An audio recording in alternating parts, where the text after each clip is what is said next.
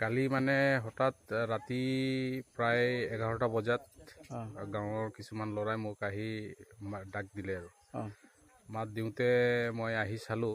তেতিয়া ঘৰৰ ভিতৰত মানে মাৰ ধৰ কৰি আছে আৰু ঘৰ বন্ধ আছিলে।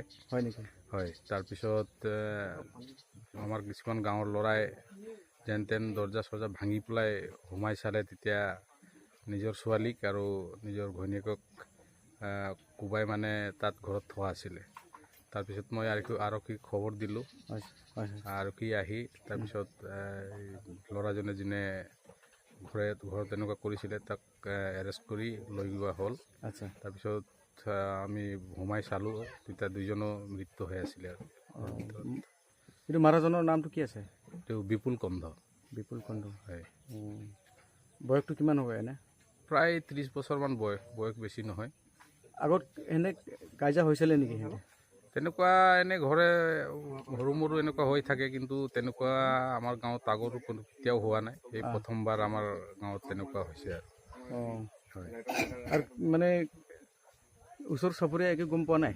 ওচৰ চুবুৰীয়া মানে হাল্লা চিল্লা যেতিয়া হৈছে ঘৰত, তেতিয়া গাঁৱৰ কিছুমান ল'ৰাই ওলাই আহি চাওঁতে তেনেকুৱা আৰু ঘটনা অলৰেডি হৈ গৈছিলে আৰু তেতিয়া আহি চালে তেতিয়ালৈকে মানে কোবাই দিছিলে আৰু মহিলাজনৰ নামটো কি? মহিলাজনৰ নামটো তাৰাৱতী।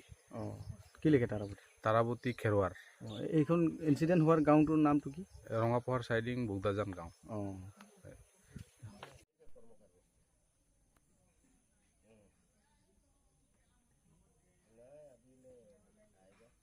যোৱাকালি ৰাতি 11:30 বজাত আমাৰ গাঁওবুঢ়াই মোলৈ ফোন কৰিলে যে আমাৰ ইয়াত এটা মানে মাৰ্ডাৰ হৈছে বুলি।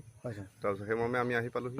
আহি পাই আমি দেখা পালোঁ যে হয়, ইয়াত গিৰিয়েকে নিজৰ ঘৈণীয়েক আৰু নিজৰ 2 বছৰীয়া কণমানি কন্যা সন্তানক দাহেৰে ঘপিয়াই হত্যা কৰা আমি দেখা পোৱা গৈছে।